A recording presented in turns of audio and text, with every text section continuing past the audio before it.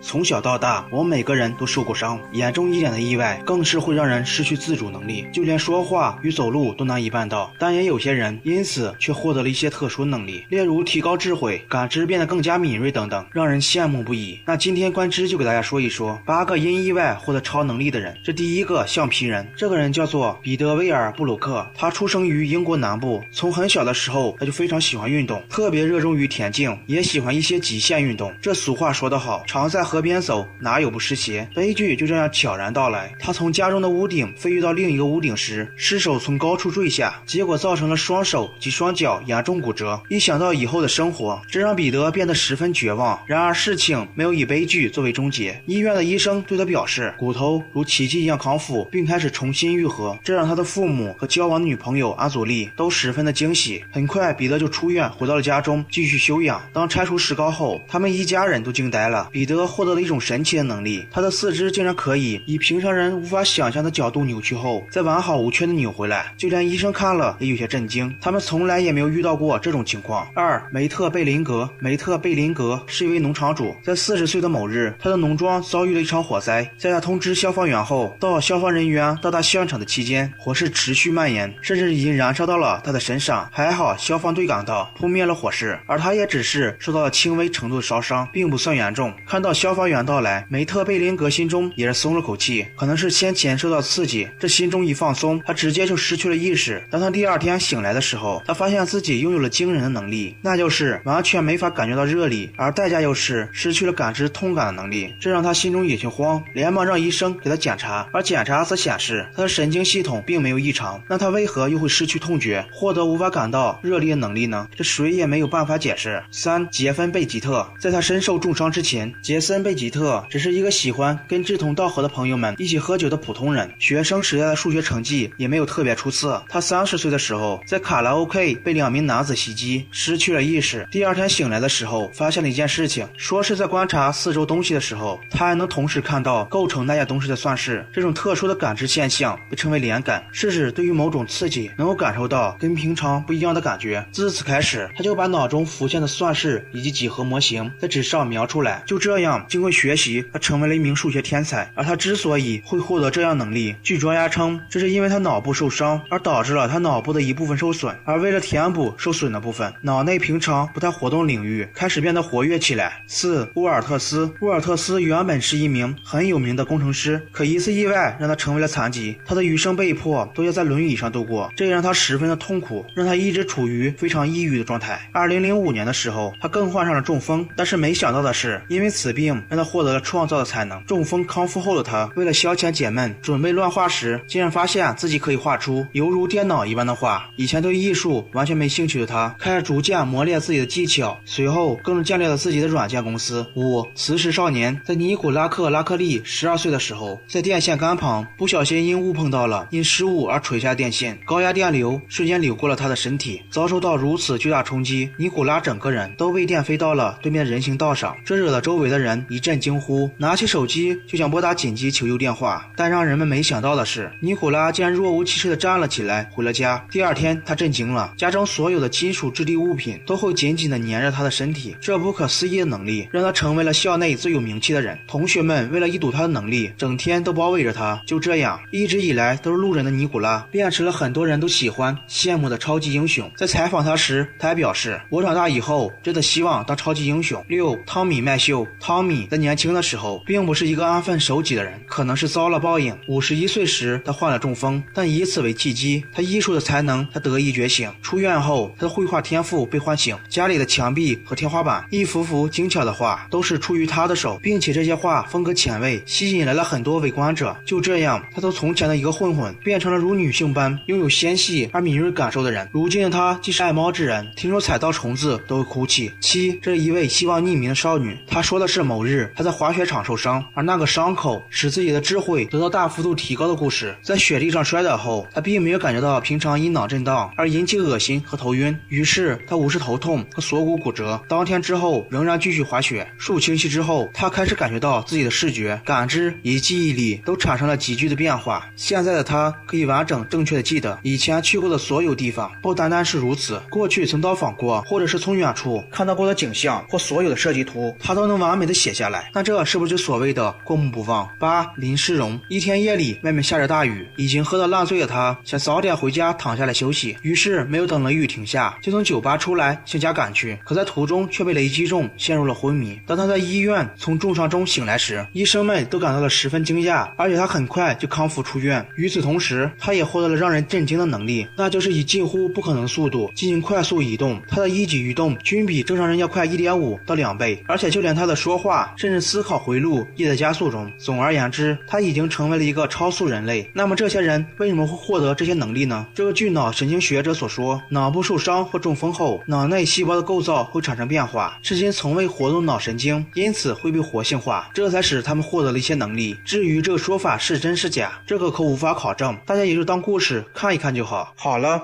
我叹为观止，我们下集再见。